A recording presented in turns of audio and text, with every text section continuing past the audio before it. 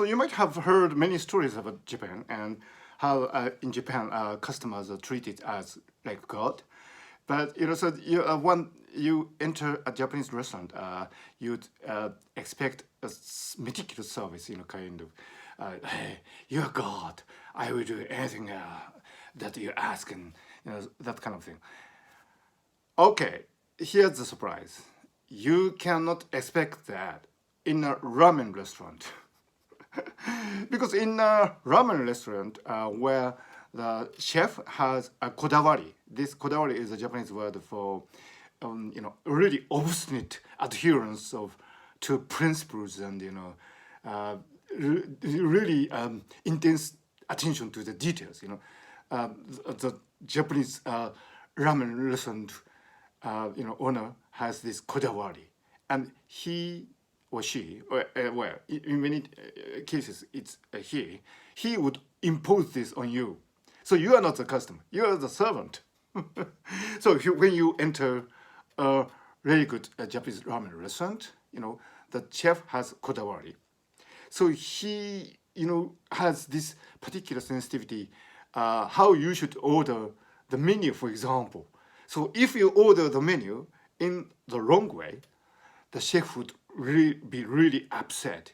Not only the chef, but all these regular customers, they are really guardians of the high standards of this restaurant. So if you order the food in the wrong way, in the wrong order, then these regular customers would be really, really upset and, hey, this guy is apparently a novice in this restaurant and he hasn't been in a ramen restaurant before.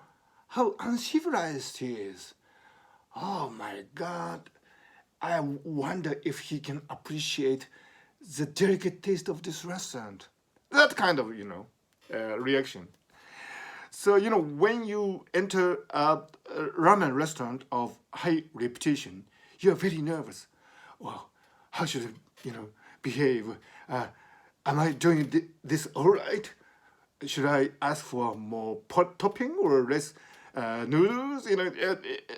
Especially when you go to a legendary place like Ramen Jiro. Ramen Jiro is a really legendary Japanese ramen noodle restaurant, and where the portions are really huge. I mean, even bigger than the American portion. You wouldn't believe it. Hey, is this for me, or is this for some elephant guest? It's an elephant size, really. Ramen Jiro. You really got to go there to believe it. Anyway, in Ramen Jiro, there are many options, like whether you would like vegetable topping on it, or where you would like to have a special spice on it, and all these things, and all these different options are available there.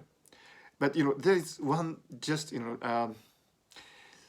good way to say it, and you wouldn't know it if you enter the restaurant for the first time. But it is really embarrassing if you don't know it in Ramen Jiro, because all these real customers, most of them have come to Ramen Jiro many times, 20, 30, 40, 50 times, and so they're realists. So they say this mantra that doesn't really make sense to a novice. So they say that as naturally as the air breezes, and but you're at a loss. You don't know how to order it. So hey, what's happening? And but if you don't go through that ritual, you cannot have the pleasure of having a bowl of ramen jiro. They are really particular about garlic. There's this mantra about garlic. The chef asks you whether you like garlic in it in a particular way, and if you don't answer it in the correct way, you would be really disrespected. You would lose all your privilege as a customer. I'm just exaggerating, but there's this feeling. So it's quite interesting to go to a Japanese ramen noodle restaurant, and the more particular the manners of the owner chef is, the better the ramen noodle is going to taste. So you should really enjoy this audio and enjoy a really nice cup of ramen noodle. But because, at the end of the day, the taste is all that counts, isn't it? I mean, and it is true that Japanese ramen noodle restaurants have really wonderful taste. I can guarantee you that.